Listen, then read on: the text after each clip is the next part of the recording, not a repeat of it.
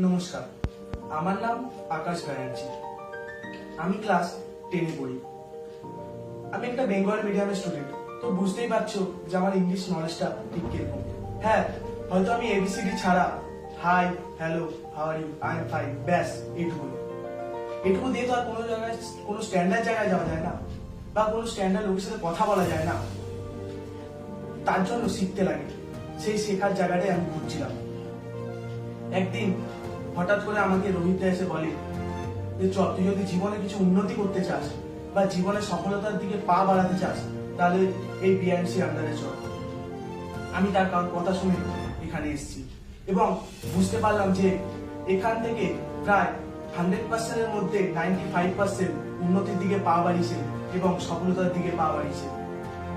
আমি তারপর বুঝতে পারলাম যে যদি আমার উন্নতি হয় বা আমি কোনো সফলতার দিকে পা বাড়াতে চাই, তাহলে আমার এখান থেকেই